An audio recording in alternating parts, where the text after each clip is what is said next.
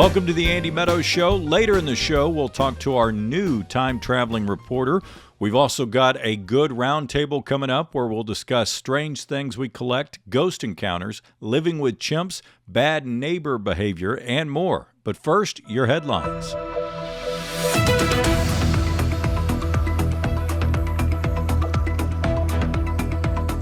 Having trouble focusing?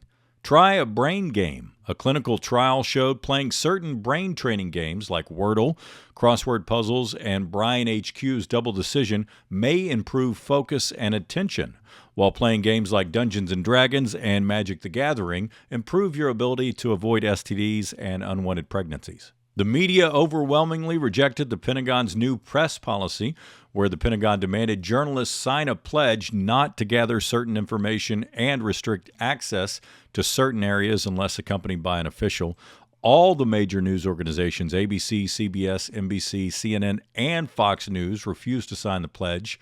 Finally, an administration that can bring our country together to agree on one thing: Pete Hegseth sucks. A New Zealand man is the official record holder for the longest name in the world. The retired security guard has a 6-page birth certificate, which lists all of his 2,253 names. Kindergarten must have been brutal. I can see why his parents panicked and just gave him all the names. Nobody tells you how hard it is to name a kid. It's a lot of pressure. That's why my wife named all of our kids. So it's on her if they get an awful nickname later. Actor Alec Baldwin and his brother Steven escaped unscathed after Alec swerved to avoid a garbage truck and ended up crashing his wife's car into a tree in the Hamptons. Something I'm sure we'll hear about on the reality show he's doing to make us all forget he shot a woman while making a terrible movie.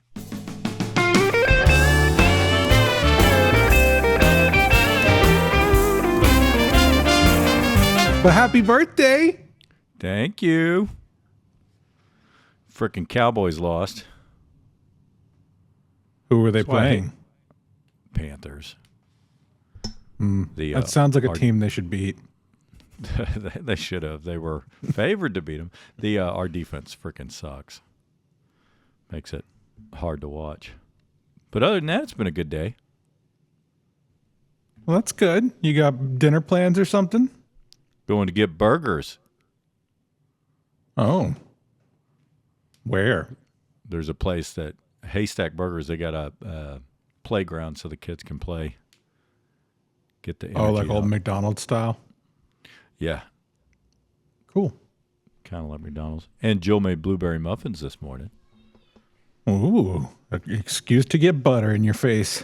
Her third time since we've been together that she's made breakfast. I think. No. She's not a morning person. Don't bad talk the wife. You're the one that cooks. Yeah, I'm the one that cooks right? Everything. Literally anything that we eat at home is made by me. Stacy doesn't ever cook? No, unless I'm like on my deathbed sick, and then she'll make me something. But otherwise, no. Yeah, I do the majority of the cooking. Jill cooks sometimes, but she's better than I am. So I wish she would cook more. All I do is follow instructions. I mean, that's pretty much all cooking is until you're to the level of, I'm going to create my own recipes. Well, like, I can't ever taste something and be like, oh, that needs more cayenne pepper. I don't have that in me. Oh, you're like, nope, I put in the tablespoon it asked for. If any of you watching or listening to this want to answer any of these questions yourself, head to andymeadowsshow.com and we'll include your thoughts on an upcoming episode. The Pokemon lines at Target. Have you ever seen these, by the way? The Pokemon lines? I don't think I've seen the Pokemon line specifically at Target, but I have been seeing like these crazy videos of, I guess, Costco or somebody's getting pallets of them and people are just trying to buy all of them that come out. Yeah, so that's every single available thing. Yeah, so our local Target, Jill and I both noticed this. The first time I went, I was like, what is this line for? So, of course, me being me, I went up to one of them. Stood in it? No, there's got to be something important. Must be Burt Reynolds or something. I'm going to get an autograph. So I went up to one of the Target workers and said, what are they waiting in line? Because there's a freaking wraparound line. I mean, incredibly long line. Right. And he's like, it's Pokemon cards, dude. When they know when we're going to get them, and so the line forms. So we make them form a line so it's not just utter chaos. But this was like, it wasn't kids. It was all like middle-aged dudes. Right. I don't think that. Well, there's two things going on. Probably one is either it's a middle-aged dude thing now because Pokemon's been out so long, and two, people are like going for the specific card that is the one of one or one of two, and then they're going to make it big and sell them and buy a house with the profits. Yeah, it's all. I don't understand it because it's a piece of cardboard with a printing on it, but Post Malone spent $2 million on one card. I watched. He was talking about having to call his business manager and explain to him, like, "No, this is a good investment. Trust me." Yeah, that when I worked in downtown Fort Worth, right when that Pokemon, what was it called when they would chase them, where you try to catch them? Pokemon Go. Pokemon Go. Right when that came out, and apparently there were a bunch of them in downtown, so we would see people just walking on their phone, like running around. A couple of people almost got hit by cars because they're so like, it's but nuts. It got people out moving around, It was a workout app. What's the nerdiest thing you've ever collected? Oh God. I mean, I don't know we did baseball cards and stuff like that. I don't know if that's considered nerdy. I had a really big knife collection as a kid. That maybe not nerdy, but a little bit weird. Yeah. How did you not end up being a serial killer? Isn't that like sign number one? You're going to be a serial killer. Yeah. I remember I had a case for them, like with the display case with my name on. I don't know where they all ended up, but I had a bunch of knives. Didn't you have a sword? Oh yeah, I had a sword. I had a machete. I had like one of those weird African knives that curves a funky way. Looks like a reverse boomerang. Like it's definitely only for chopping somebody's head off. Yeah. My nerdiest thing is 8-tracks. 8-tracks. And I've still collected them? No, I stopped. I got on this kick because I collect records, and then somebody gave me an 8-track player, and I was like, well, maybe I'll start. Because when you go to buy records, there's also often 8-tracks there. So I started buying those and collecting them. And I've sold a couple, but they don't, here in Texas, they don't keep very well. Like you can't keep them anywhere. You have to keep them in climate control in Texas. Because if you put them in the garage, they're dunsies. Or if you put them in an attic. So once my collection got out of hand, I had to. It's not like 8-tracks have a specific like quality to them. To make them, I'm listening to it on an 8-track, so it's better. Like, they go, the vinyl has this warmth. Well, it still has the analog warmth, but it's terrible technology. Because everyone thought it was so cool because you could jump tracks, where you couldn't. But they break a lot. It eats the tape a lot, and it's not good. So is an 8-track a whole album or is it singles? Yeah, it's a whole album. Okay. But there's a reason they didn't stick around very long. I got my Betamax collection going too, so that's good. The Jane Goodall laser disc. Oh, sorry, you're talking about sad news. Yeah. My transitions are phenomenal. Jane Goodall passed away at 91, sadly. The lady that devoted her life to living with chimps. I've been meaning to watch that. There's supposedly a really good documentary about her that has a lot of unreleased footage. But which one of us would survive longer living with chimps, and why? Well, me, because I'm more chimp-shaped than you are, I think. And I probably got some skills. I could like help out and pick the bugs out of their fur and eat them. And, we'll groom each other. I could totally get on that. I think with the beard, you would fit in a little better. They might be like, that may be just a really out of shape chimp. He's missing a little bit of hair on the top, but I don't know. That could be one of ours. I would stand out like a sore thumb. That's clearly not a real chimp. And you're not real well known for your survival skills as it is, or True. anything, Yeah. manly inclined. I might make it. Like if I went on one of those Naked and Afraid or Alone shows, I think I might make it 6 hours. So Jane Goodall lived with the chimps for a long time, right? Like years. Yeah.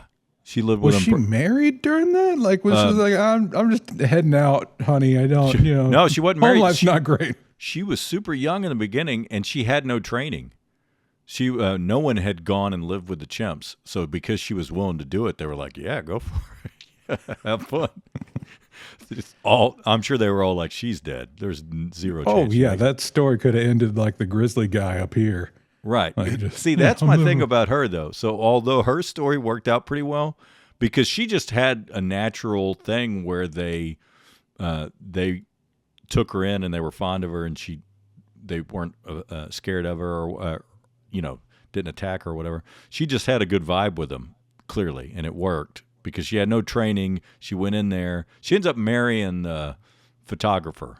So a photographer comes over to take pictures, and he's also a big fan of the animals. So they ended up hooking up, and that's who she married, and they stayed married for ever. That was the love of her life.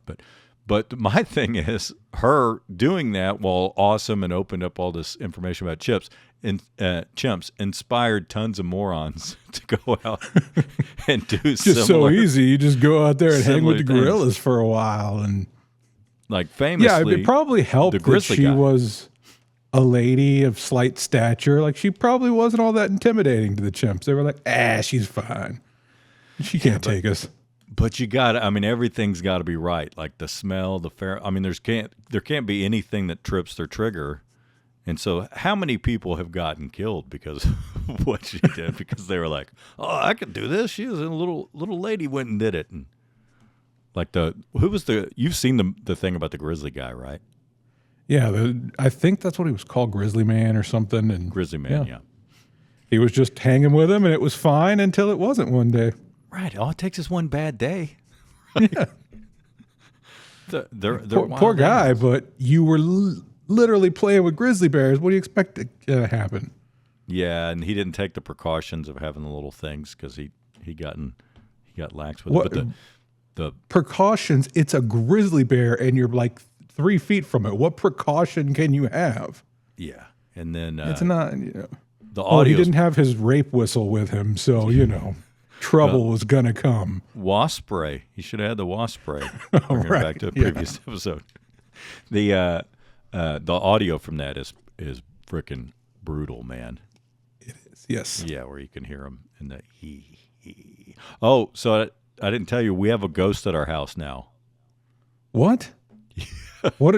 Like now? Like it wasn't there before? And no, now we know about it. I'm assuming. Did somebody die while you were living there? No. Did you murder somebody? Did you kill somebody in the house? And now they're going to haunt me. No, how do now we know about it. Acquire a ghost. Okay. Well, now we know about it because it's a sneaky ghost. So the Madeline, one of her shoes went missing, and we've been looking for it for like a week.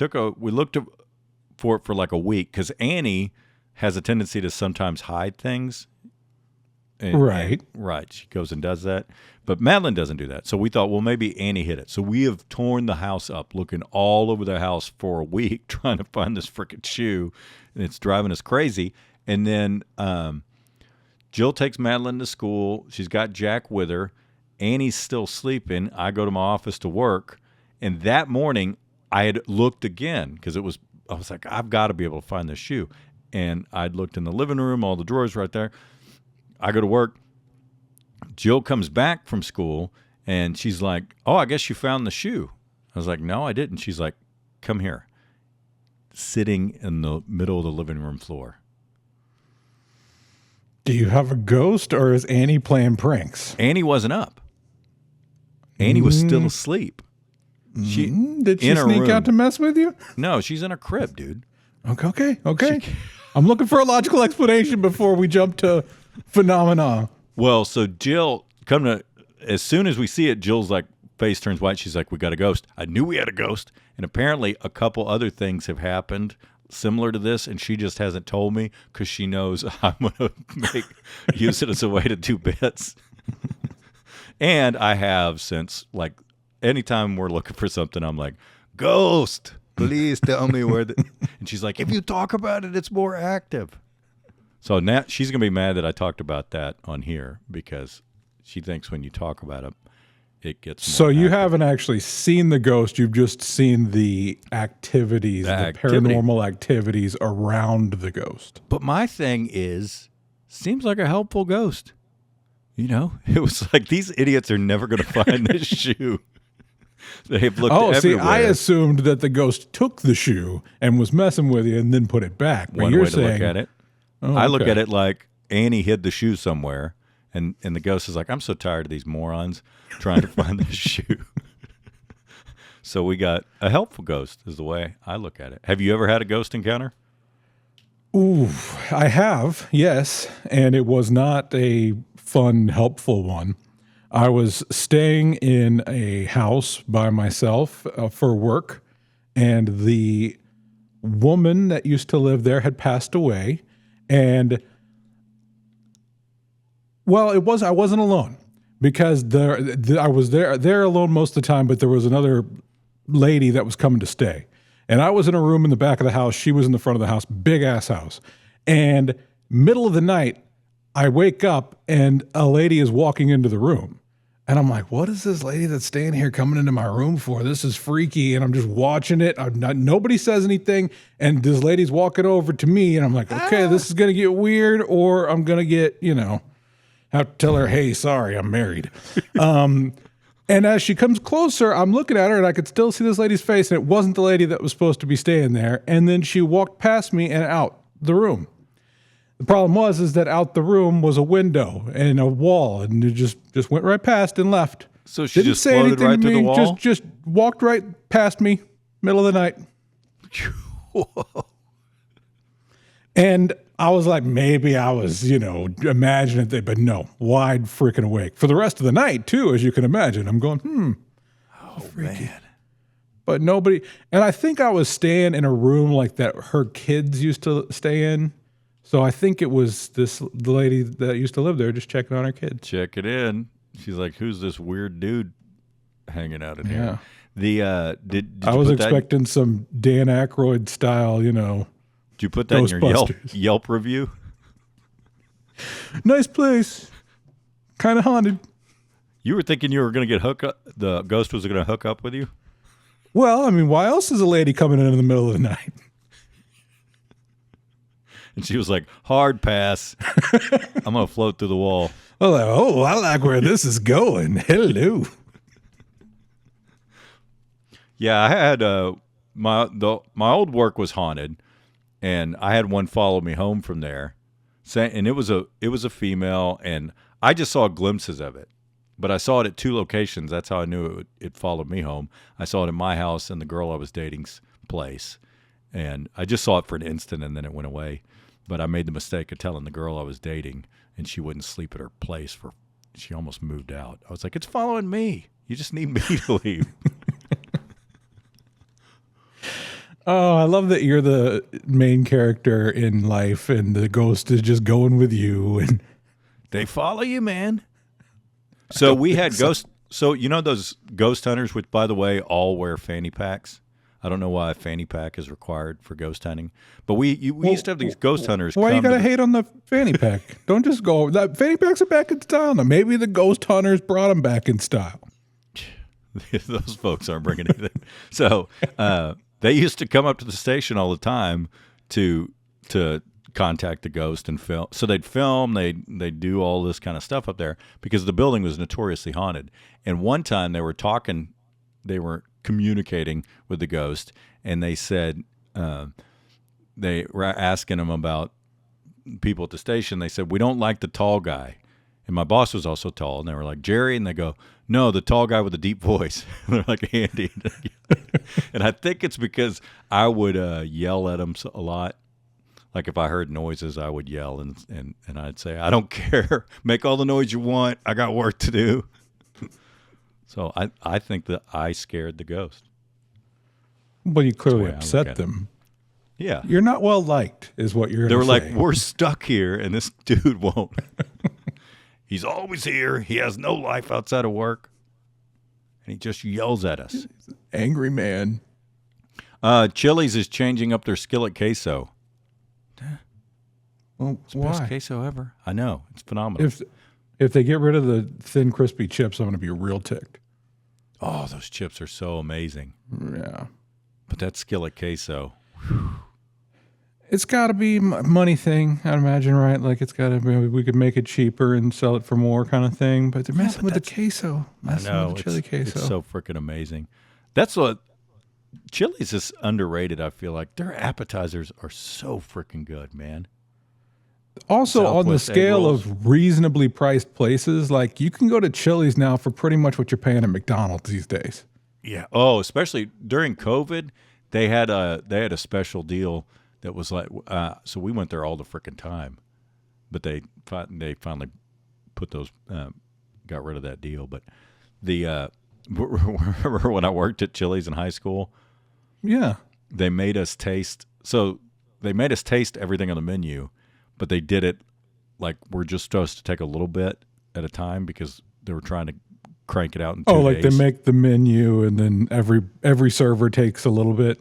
Yeah, so me being an idiot, me and a buddy we're turned it into an eating contest, and we saw how much, so I had ate like a full hamburger and then nachos and ended up getting really sick. So I couldn't eat Chili's food for a while after that, winning that eating contest. But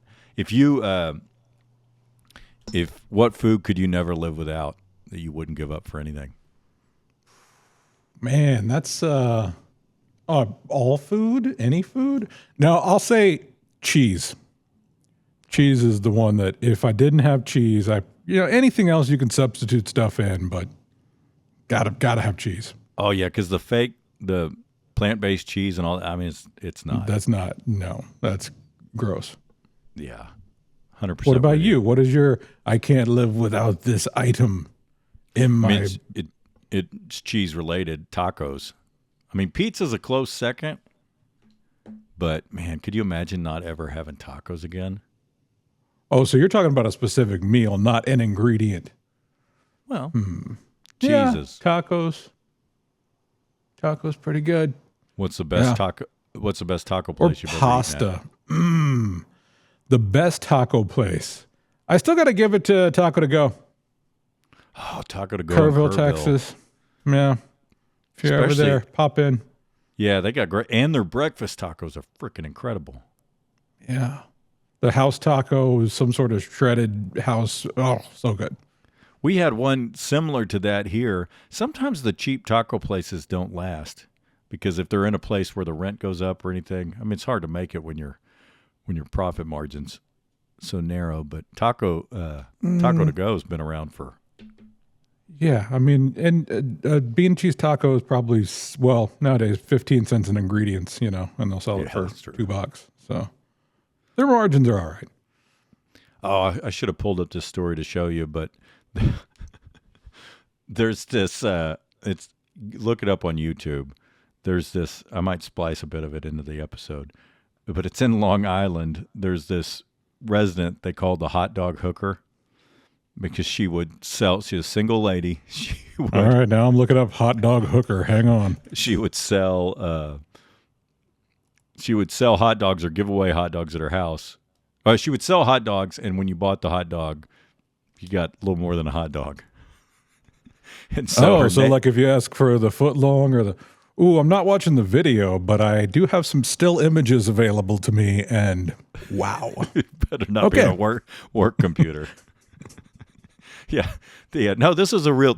I saw it. It was a news story from the news station there in Long Island, and they interviewed her, and she's a character. She's incredible. And so the neighbors were complaining that she was doing this, and she's like, "Nothing illegal going on here. I'm just selling hot dogs. If I happen to do more with them, so be it." So she's selling hot dogs and giving away something with a side else.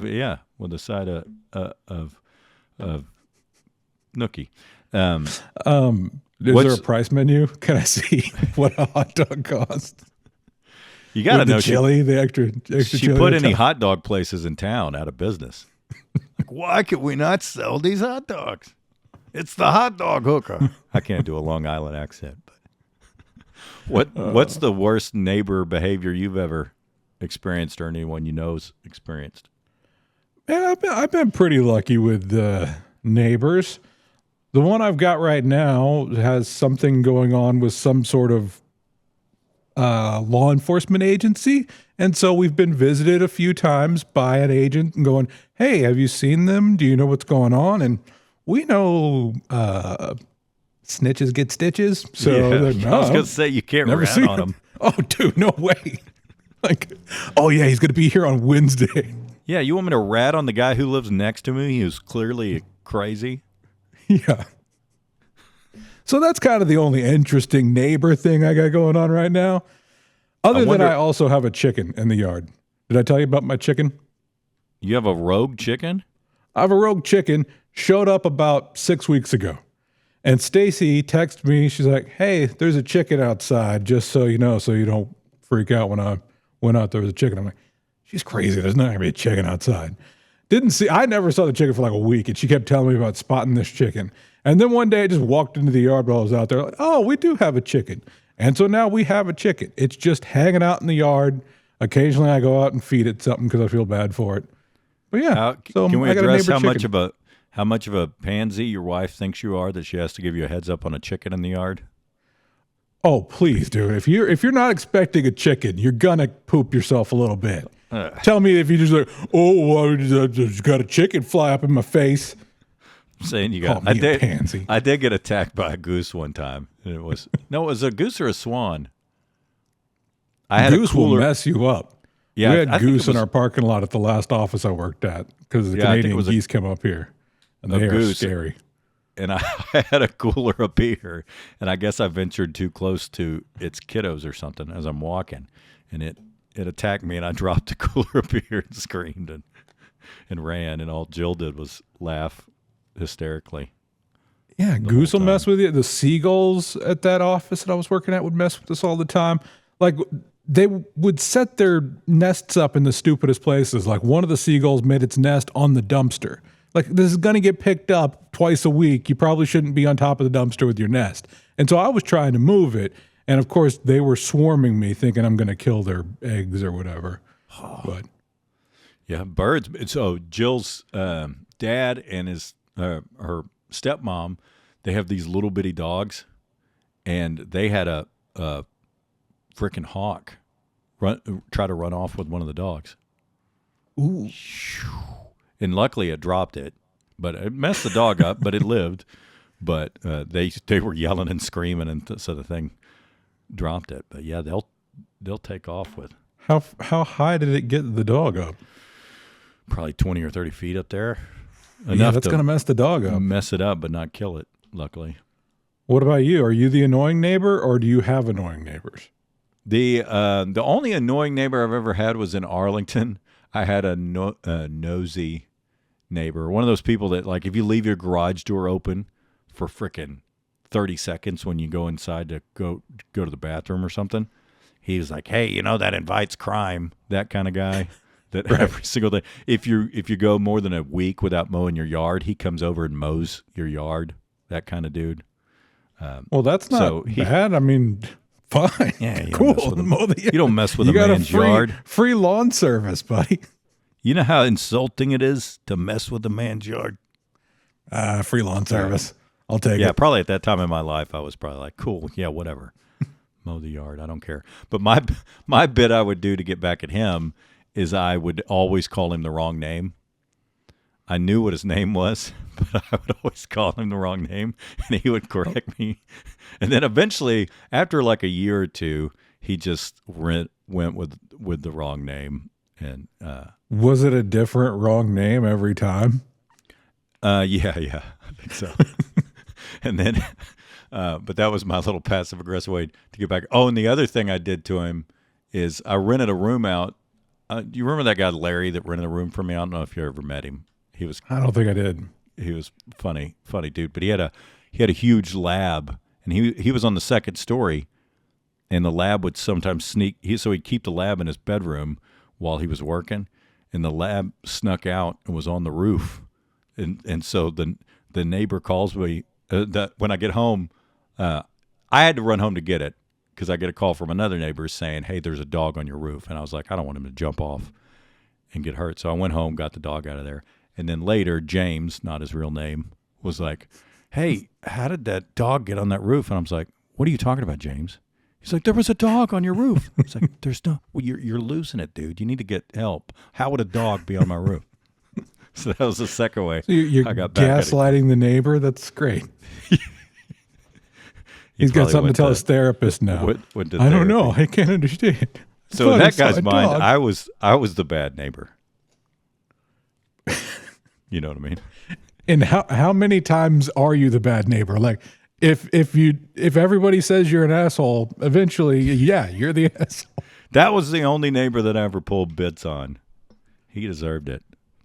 Coming up, your Rex and Rants. But first, with overwhelming sadness, I have to report that our time-traveling reporter did not make it back from caveman times. Turns out they're not super progressive on women's rights. Our bad on that. But a teachable moment that we've all learned from, and now we've hired a new reporter, and this time we're sending him to the future, because that's got to be safer, right? Michael, I understand you're in the year 2030, 5 years in the future. How are things looking? Not great, Andy. It's 150 degrees outside, and a band of mutants ran off with the time machine. Ah, well, I guess I better start saving for tickets to Mars on Elon's rocket.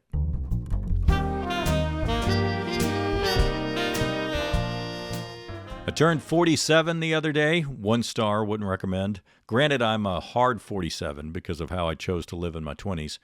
Birthdays are definitely spare when you're an adult, as they should be. Birthdays are for kids. Once you're an adult, outside of the milestone birthdays, nobody cares. You shouldn't expect a present from other adults who aren't your spouse, and any grown person who goes the other way with it and celebrates a whole birthday month doesn't belong in a civil society. But maybe I'm just mad because the Cowboys lost on my birthday and our defense made Rico Dowdle look like Bo Jackson in Tecmo Bowl.